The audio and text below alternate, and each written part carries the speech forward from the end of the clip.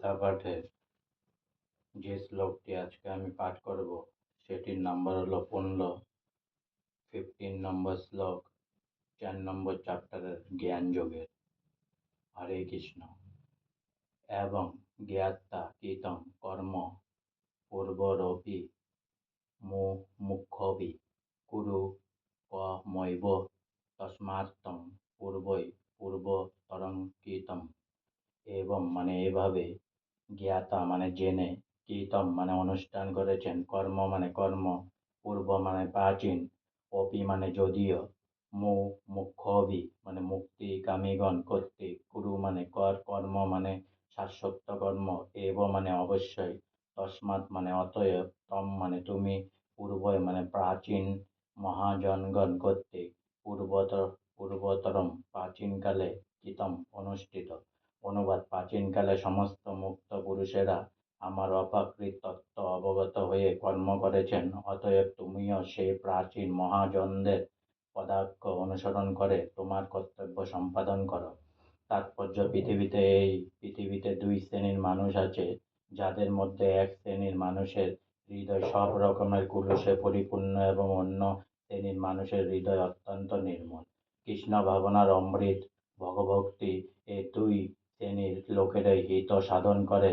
যাদের হৃদয় কুলুষে পরিপূর্ণ তারা বিধি ভক্তির অনুশীলন করে তাদের হৃদয়কে পরিষ্কার করতে পারে, তাদের হৃদয়ের আবর্জনা দূর করতে পারে। আর যাদের হৃদয় ইতিমধ্যেই পবিত্র হয়ে আছে তারা কৃষ্ণ ভক্তি অনুশীলন করার মাধ্যমে আর সকলকে কৃষ্ণ ভক্তি লাভ করার শিক্ষাদান করতে পারে। যারা মূর্খ অথবা যাদের মনে কৃষ্ণ ভক্তির পূর্ণ প্রকাশ হয়নি, তারা অনেক সময় মনে করে সব রকমের কাজকর্ম পরিত্যাগ করে নির্জনে ভগভক্তজন করাটাই হচ্ছে পরমাত্ম সাধন করার পন্থা। কিন্তু এ ধারণাটি ভ্রান্ত। কুরুক্ষেত্রের রণাঙ্গনে অর্জুন যখন কর্তব্য কর্ম পরিত্যাগ করে বনবাসী হওয়ার বাসনা প্রকাশ করলেন, তখন শ্রীকৃষ্ণ তাকে তার থেকে নিরস্ত করলেন। আমাদের কেবলমাত্র জানতে হবে কিভাবে কর্ম করতে হয়। কৃষ্ণ ভক্তির ভান করে কর্তব্য কর্ম ত্যাগ করাটা মূঢ়তা।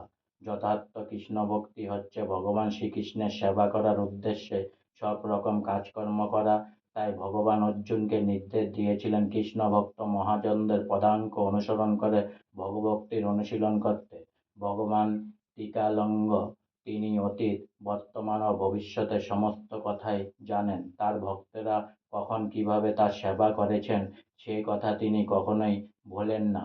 তাই তিনি সূর্যদেব বিবস্ত্রাণের উদাহরণ দিয়ে অর্জুনকে তার পদাঙ্ক অনুসরণ করতে বললেন। এই বিবস্ত্রাণকে 12 কোটি বছর আগে ভগবান নিজেই ভগবদ্গীতার তত্ত্বজ্ঞান দান করেছিলেন।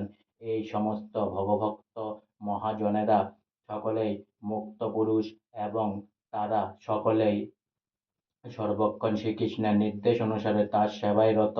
তাই তিনি অর্জুনকে উপদেশ দেওয়ার মাধ্যমে আমাদের উপদেশ দিয়েছেন যে ভগভক্ত মহাজনদের পদাঙ্ক অনুসরণ করে ভগবানের সেবায় কর্তব্য কর্ম করাটাই হচ্ছে সিদ্ধি লাভের একমাত্র উপায়। আজকে আমার 4 নম্বর অধ্যায়ের জ্ঞান যোগের 15 নম্বর শ্লোক এখানেই সমাপ্ত হলো। অনেক অনেক সাবস্ক্রাইব করুন, অনেক অনেক লাইক করুন, আর সঙ্গে অনেক অনেক ভালো থাকুন, অনেক অনেক সুস্থ থাকুন, অনেক অনেক আনন্দে থাকুন, অনেক অনেক হেল্প করুন সবাই সবাইকে। আর সঙ্গে শেষবারের মতন বলুন, হরে কৃষ্ণ কৃষ্ণ কৃষ্ণ হরে হরে, হরে রামা রামা রামা হরে হরে। অনেক অনেক ভালো থাকুন, অনেক অনেক সুস্থ থাকুন, অনেক অনেক সাবস্ক্রাইব করুন। আর পুনরায় একবার বলুন, রাধে রাধে, হরে কৃষ্ণ।